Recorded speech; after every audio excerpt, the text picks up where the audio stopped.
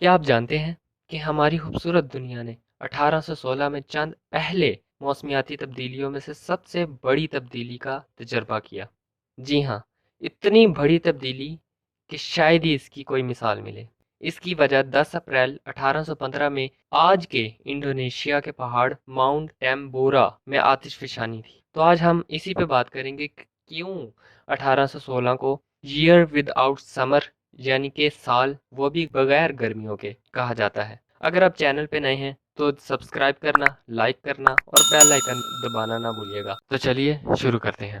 سال 1816 جو کہ ایئر ود آؤٹ سمر کے نام سے بھی جانا جاتا ہے، دراصل ایک موسمیاتی بے ضابطگی کا سبب بنی، جو کہ بنیادی طور پہ ناردرن ہیمسفیئر میں پائی گئی، لیکن اس کے اثرات پوری دنیا نے برداشت کیے۔ تو چلیے میں آپ کی توجہ ان عوامل پہ ڈالتا ہوں جو اس بہت بڑی موسمیاتی تبدیلی کا سبب بنے۔ پہلا عمل جو تھا وہ تھا volcanic eruption، یعنی کہ کسی بھی آتش فشاں کا پھٹنا۔ 10 اپریل 1815 کو آج کے انڈونیشیا میں پائے جانے والی ایک ماؤنٹ ٹیمبورا پہاڑی، اس میں ایک آتش فشاں پھٹا، اور وہ تاریخ کا کوئی بھی پھٹنے والا آتش فشاں سے کئی گنا بڑا تھا۔ چونکہ یہ آتش فشاں اتنا طاقتور تھا کہ اس کے پھٹنے سے بہت بڑی تعداد میں volcanic ایش، سلفر ڈائی آکسائڈ اور بہت سے ایروسولز آب و ہوا میں پھیل گئے۔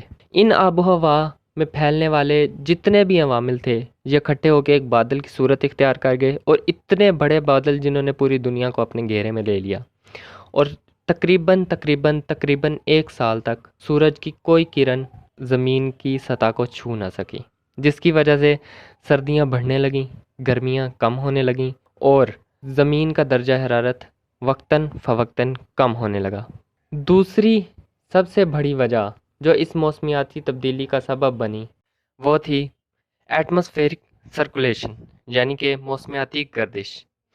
اس آتش فشاں کے پھٹنے سے چونکہ اتنے بڑے بادل پیدا ہوئے کہ سورج لگ بھگ 1 سال تک نظر نہ آیا، جس سے موسمیاتی کوئی گردش ہوئی ہی نہیں، نہ بہار آئی، نہ گرمی آئی، صرف اور صرف سردیاں رہیں، جس کی وجہ سے بہت ساری بیماریاں پیدا ہونا شروع ہو گئیں، اور بہت سارے بڑے پیمانے پہ نقصانات ہونا شروع ہو گئے۔ اس موسمیاتی تبدیلی اور موسمیاتی آفت نے پوری دنیا کو اپنے گھیرے میں لیا، خصوصاً ناردرن ہیمسفیئر کے ممالک جیسے Canada, Australia, Indonesia, France, Germany جیسے بہت سے ممالک کو اپنی لپیٹ میں لیے رکھا تقریباً 1 سال تک۔ تیسرا بڑا نقصان جو اس دنیا کو جھیلنا پڑا وہ تھا کراپ فیلئر، یعنی کہ فصلوں کا تباہ ہونا۔ جی ہاں، چونکہ لگ بھگ 1 سال تک پوری دنیا میں سورج نظر ہی نہ آیا، جس کی وجہ سے بہت سی فصلیں تباہ ہو گئیں۔ جو بہار اور گرمیوں کے سیزن میں اگتی ہیں وہ تو بالکل ہی نہ اگ سکیں،